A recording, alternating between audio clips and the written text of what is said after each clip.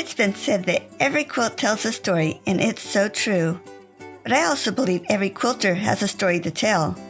I wanted to hear about the people behind these wonderful quilts and thought you'd enjoy hearing about their lives also. Welcome to A Quilter's Life. Sandy Saengsuk started quilting out of curiosity and fell in love with every process of making snuggly heirloom quilts. With all that she does, I'd be surprised if she got any sleep. She is making a unique contribution to the quilting world. Along with her other services, she makes the cover quilts for other quilt designers, giving them the needed extra hands so that they can focus on what matters most. Sandy, thanks so much for joining us on A Quilter's Life. So glad to have you today. Thank you for having me. Where were you born and raised? I was born in a little town near Bangkok in Thailand. And I moved over here about 11 years ago from very warm Thailand to very cold Minnesota. Oh, you had to choose one of the coldest states, didn't you? Yes. It's not bad, though. I like the cold. I would choose the cold over the hot. So, well, I'm assuming they don't have snow in Thailand. No, I think the coldest month would be in December, and that would be right. If we get to 80, we'll be lucky in winter. So what was your reaction when you got to see snow for the first time? Well, it was not my first time to see the snow, but to see the snow for 6 months, it's kind of, oh my goodness. It's so long. Oh, wow. Can you share a special childhood memory? Would be when my mom and dad did a lot of things for a living. My dad was a police colonel, and my mom opened a bakery, and my dad at the time was trying to get his master as well. So he did 3 things: master, helping my mom, 4 things: raising the kids, and a police officer. And every day he would get up at 2 in the morning to help my mom set up. And we worked while I was at 8, I think. So I was old enough to help them. So we worked until midnight every single day just to get it done.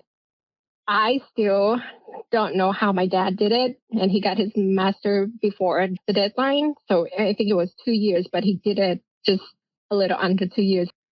At the time, I didn't think it was my favorite memory because it was exhausting for a little kid to do that. But now looking back, it's like, well, if my dad could do 4 things at the same time, anybody can do it. He showed me that you can do it. So I feel like it's a good memory to remind me that if you really want it, you can do it. Wow. It doesn't sound like he slept at all. Right? But he did. Can you tell me about your employment? My first job after college was with Scandinavian Airlines. The funny thing is that my dad, he was a police officer and he had a lot of friends in all the places. So he got me into an interview with a marketing job with a big car manufacturing company. I got in, but I didn't tell my dad this because he would be so mad.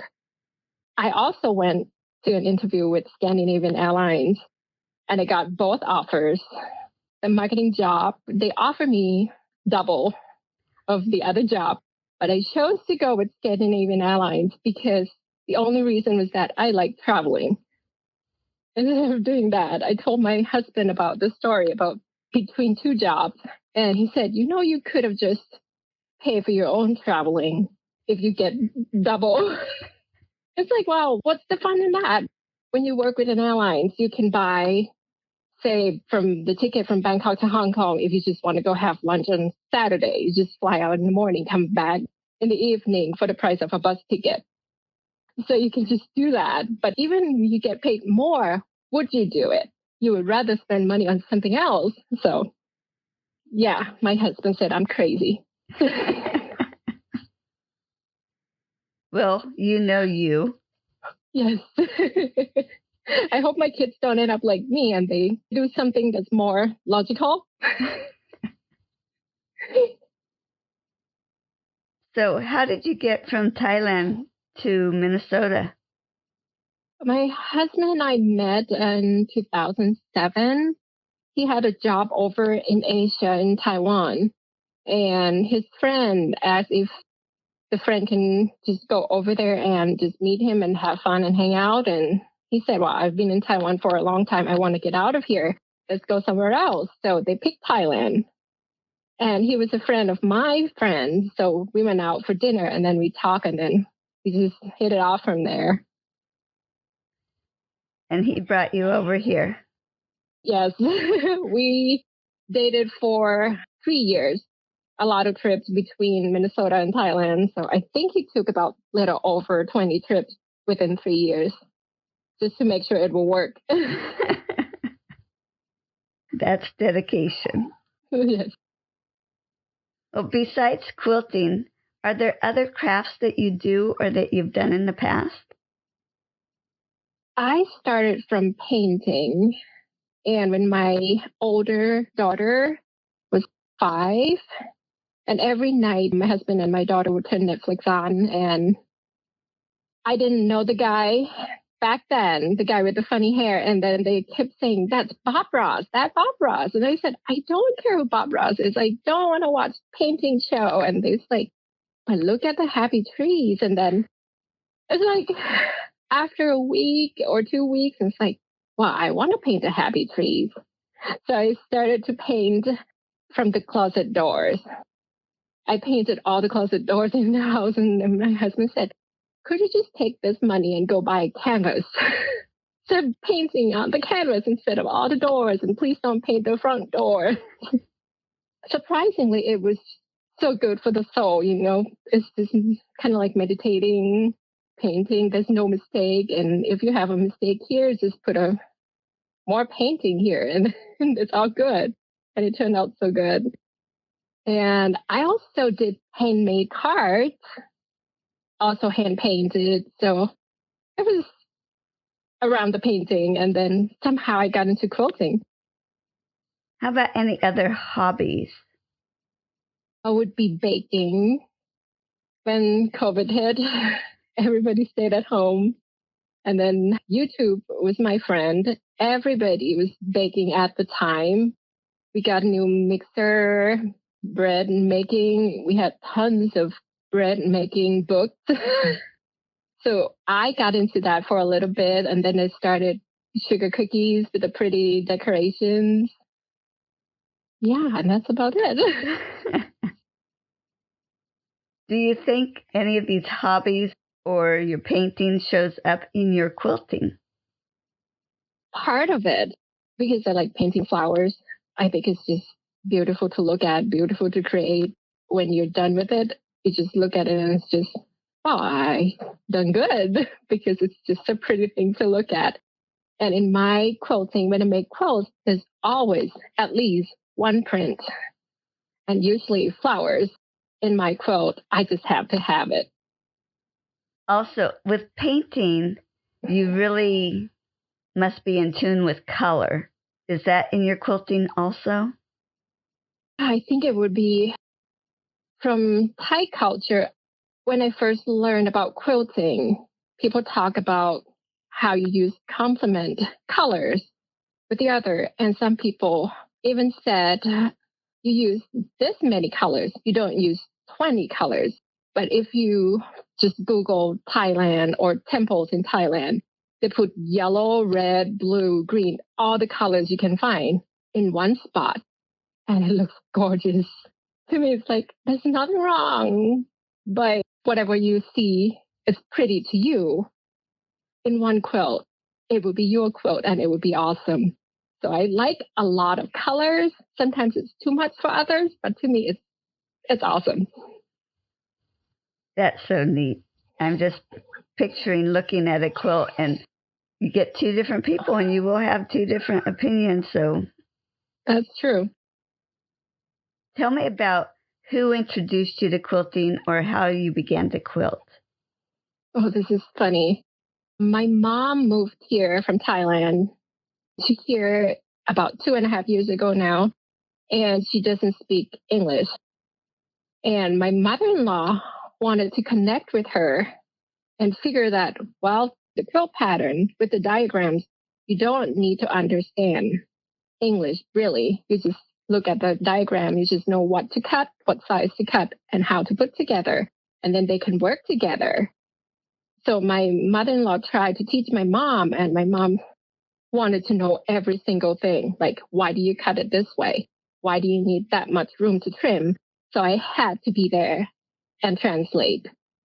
And for some reason, my mom wanted to know a lot of things. And I didn't want to call my mother-in-law, like, what is it? Why do you need to trim this? Every single time my mom had a question. So I started to Google everything, YouTube, and learn as much as I can. So when my mom asked me the question, I can just answer. And because she didn't want to wait, like, I want the answer now. I said, well, I have to learn. I don't know. I don't know anything about quilting. I have to learn somehow. So I started to learn about quilting. And I told her, let me make my first quilt so I know what you need to know to finish a quilt. And I made my first quilt without knowing the corner seam. Oh my goodness. I finished it. It turned out just fine. But wow, knowing myself now, it's like, how in the world did I do that without quarter seam? So I got into that after my first quilt. I don't know. I haven't stopped. So does your mom still quilt, or did she just make the No, one? she made the first quilt and she said, I'm done. I said, well, that's nice. Now I'm stuck and I'm happy with it. So thanks her to that. Well, what a neat way for your mother-in-law to reach out. That was really sweet. Yes, that was very sweet of her. Do you have a favorite quilt? My favorite quilt would be my first design. It was inspired by Thai flower called Ixara. And back when we were in school, we would have Teachers' Day.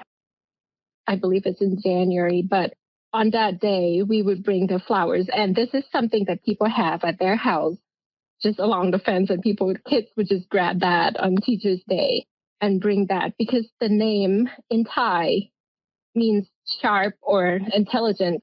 So we just giving that to the teacher to show that we appreciate them for the knowledge.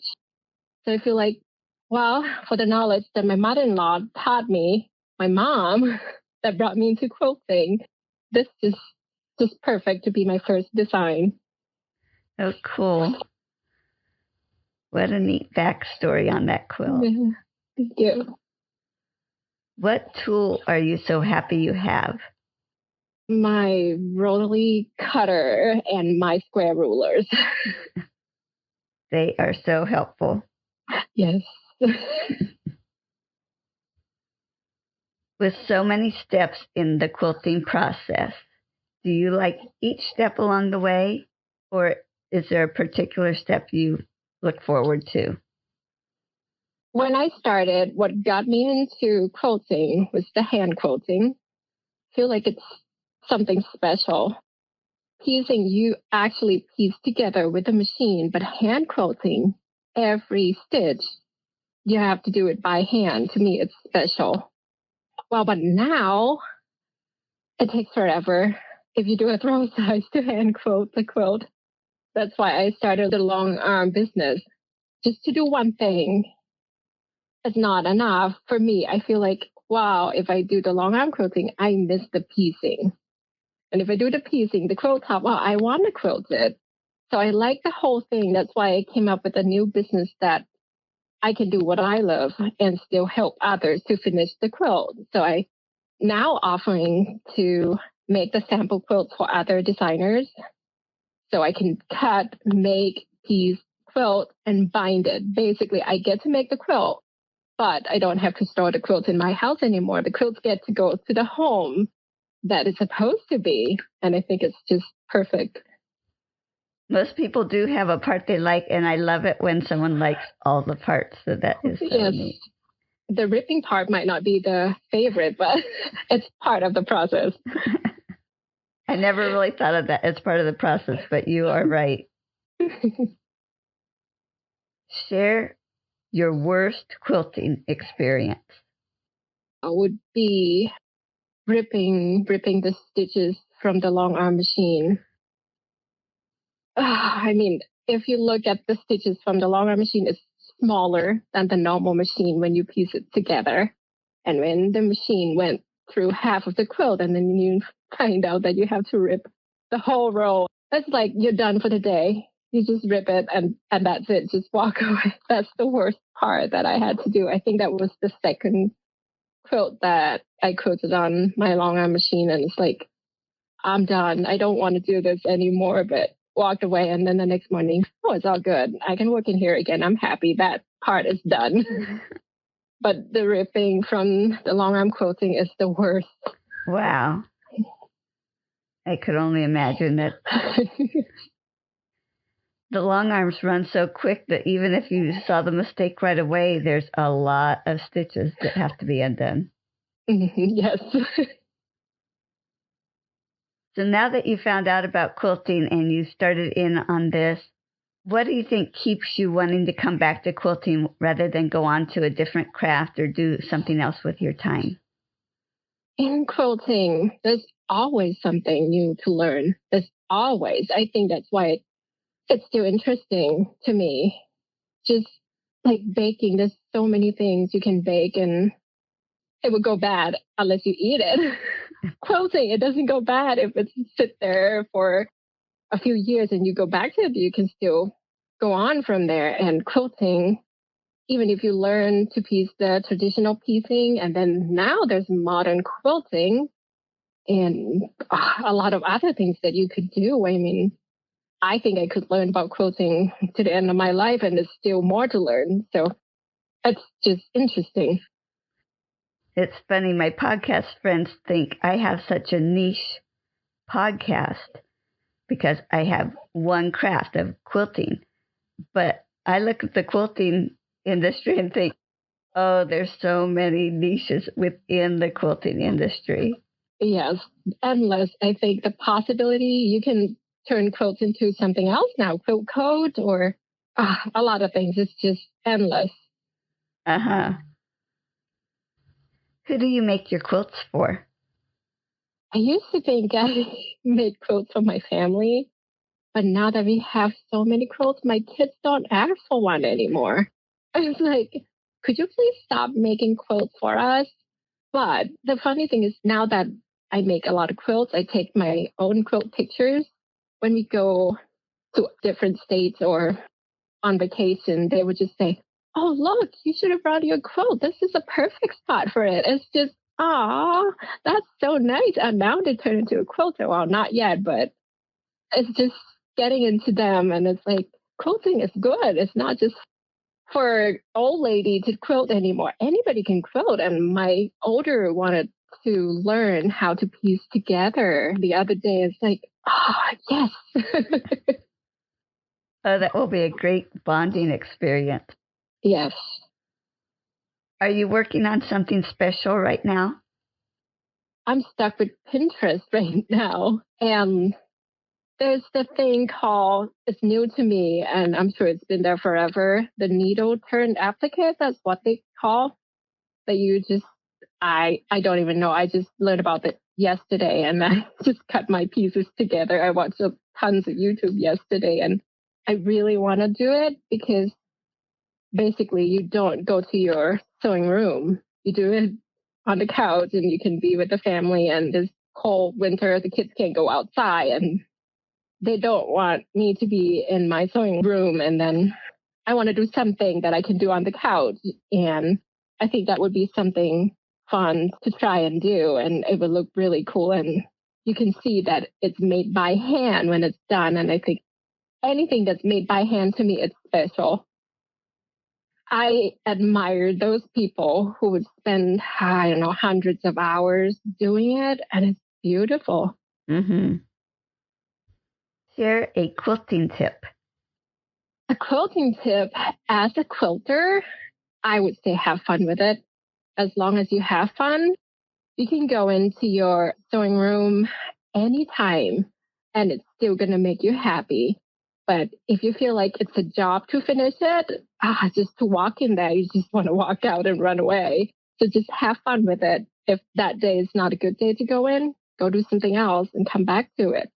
And when you're have fun doing it, it's always good. But as a long arm quilter, if you're a long arm quilter and quilting for other people, you do like you would for your own quilt or even better, because this is your one chance. I mean, I get it that customers would come back to you, but every quilt that I do it like this is your last chance to quilt this. So you do your best because they will not come back if it's not the best. So you do the best you can. That's a great attitude to have.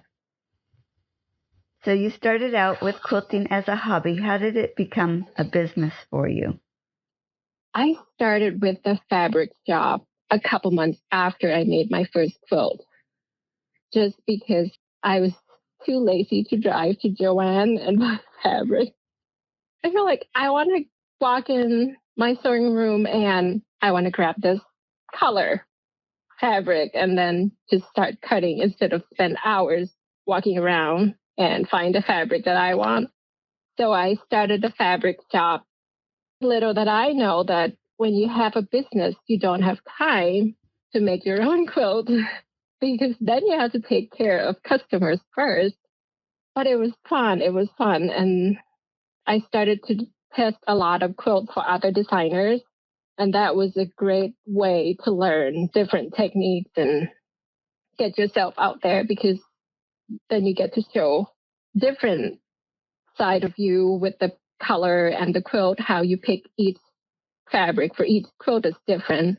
I don't know how others do it, but I feel like you cannot use the same color group for all the quilts. Some people might do it, but to me, it's like I look at this quilt, I feel like it's the ocean, or I look at this one, it feels like sunset. You can't use ocean color with the sunset. So to me, it's like, oh yes, I get to change the mood for this one and change it all the time. It's always new, and it's like, oh yes, I get to do a new one. I get to do a new one, and you need to, I don't know, you have to slow down sometimes, because when you see a lot of things you want to do, you just say yes to everything. And sometimes I think there was one time that I made 8 quilts in a month, and it's just, oh my goodness, I wouldn't recommend it. I wouldn't do it again, but it's just too good to say no. But oh, that was tough.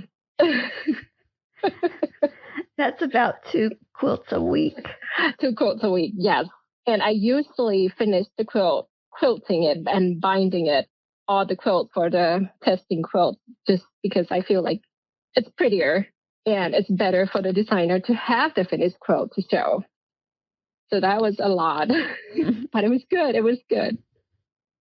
How long have you been in business now? About 2.5 years. Started from fabric shop, long arm, and I had a pattern design before the long arm quilting and then long arm quilting. So 2.5 years. So share the name of your business and tell us how you came up with that name. Oh boy. Thai Charm. I have 2 sisters, one older and one younger. We talked about having the business together when I moved here 11 years ago, and we were not thinking about quilting. We had no idea about quilting back then. We were going to do something that brought us together, which is Thai culture. And we were going to go with Thai food or Thai spices and anything that's got Thai culture in it. So, wow, it's charming. So, Thai charm. And then we never got to food or anything Thai. So, I set up my business, and Thai charm can be applied to quilting. So, hence the name. And when I saw that, I was thinking charm packs. I wondered if you had an emphasis there. It could be now. So when you were designing patterns or first starting to design your patterns and you sold that first one, how exciting was that? I set up my shop through Etsy, and every time people buy stuff from the shop, it would go to Ting, and I set my phone to get me that notification. And my kids was going like, "Yes, mommy, that was the first Ting." And it's like we were watching a movie, and everybody was dancing for me. It's like, oh my, everybody! And that was my first. It was wow. It's unbelievable that somebody just bought my pattern. It's awesome. That's extra exciting that not only did you get to sell that pattern and be excited, but your whole family got to. The whole family, yes. They're still doing that when they hear touching on from my phone. It's like, Mommy, you have to go to your sewing room and cut fabric now. Sounds like you have a little board of directors. Oh, yeah.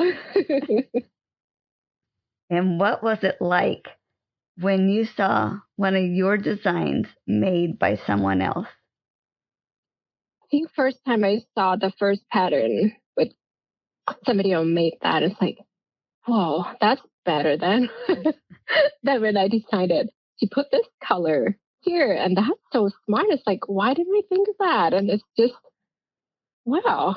I never thought about it when people said, oh, how did you come up with this when you test my quilt? This is from the other designer. And I didn't get the feeling that it's special. And that's just a different way to see your own pattern from other people's eyes. And it looks like a different quilt. It looks awesome. And it's just, it feels good. Well, with saying that it looked like a different quilt, did it ever take you a second or two to realize, oh, that is my pattern? I didn't know, but I found out because they tagged me with the pattern. It's like, that one looks like something that I know, but I don't know if it is. And then I started to read the post and it's like, oh, that is my pattern. That's so interesting.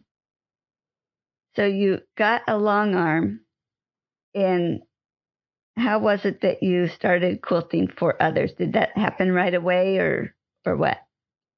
In a short period of time. So the fabric shop started 3 months after the first quilt, and the long arm business 3 months after the fabric shop. So within 6 months, and I got 4 hours of training for long arm machine, and I quilted a lot for charity, for church. And I think within 4 months, I quilted about 100 quilts just to get it so I feel good enough before I start taking on customers. I just told the churches, like, keep it coming, keep it coming. I'll keep doing it. And I made sure that it's perfect, even if it's the charity quilt, because quilts are special. You want it to be good and perfect. So, Well, with that many quilts, I'm thinking you must be like your dad and not sleep at all. that's how my husband says, like, do you sleep? I wake up in the morning, you're in here. When we go to bed, you're still in here. Is part of making cover quilts for pattern designers being a pattern tester? It's different. Pattern testing, the designers expect you to give them feedback. I don't focus on that. I want to focus on the quilt. I want it to be perfect. Like, if you're the designer yourself, how do you want it done? I want it done the way that you would have done it yourself.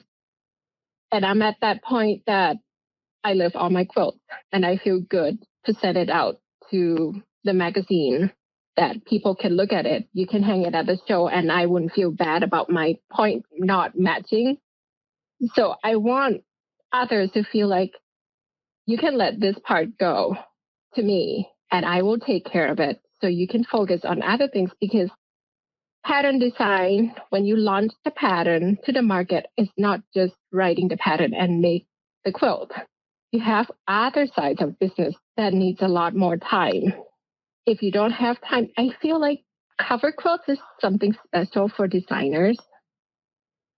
And I get it that you want to do it, you all want to make your own cover quilt, but sometimes you don't have time. And I think this kind of service is in need for the industry. And I haven't seen much of this kind of service around. And I have the bandwidth to do it, from cutting to quilting it. I don't give feedback, but if I find mistake, I will definitely tell the designers that you need to fix this. I'm sure they appreciate that. And did you mention that you take pictures of them too, or is that somebody else's job? I usually don't. I would take close-up pictures, but it would be how I see the quilt. I don't add that service, but I take pictures for the quilts before I send it home and send to designers so they can share on social media. But if they want the good pictures to go on the front cover for the pattern, I would recommend them to send it to the professional. I think that would get a better pictures, but I do take quilts in the wild and something like that to get them so they have something to tease on the social media. Uh-huh. How did making the cover quilts for the pattern designers, how did that come about? Like I said, I feel like growing business is not just making the quilt. You have finances aside that people don't talk about a lot, but it's important that you have to take care of. You plan your launch and other things. Being the designer myself, that's the part that I do not want to do, the marketing side of it. I just want to be in my sewing room and just make my quilt. And to be successful at launching your product, you have to focus in all the areas. One person cannot do it all. So I feel like this is what I do best. If I can do this for you, you can do other things that would make you even more successful in your launch. I feel like, that could be good for me, good for you, good for everybody. I get to do what I love and what I do best, and your business would be successful. How wonderful that you can help those other quilt designers. That is really neat. Yes, and I get to do what I love too. Uh-huh. Sandy, is there anything else about your business that you wanted to share?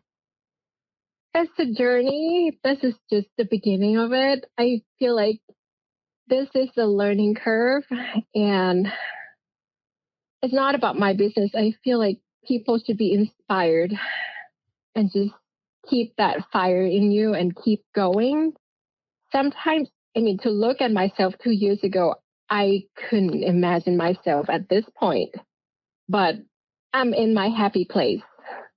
And I want people to know that stay inspired, do what you love, and you'll make it happen. I just feel like this is not just about the business. This is when you make a quilt, you're making memory and you're sending love to others through the quilts that you make. And it's something beautiful. So stay inspired and make a lot of pretty quilts. Uh-huh. I do appreciate you spending your time with me, Sandy. I love hearing your story. So thank you so much. Thank you for having me. Uh-huh. Bye-bye. Bye.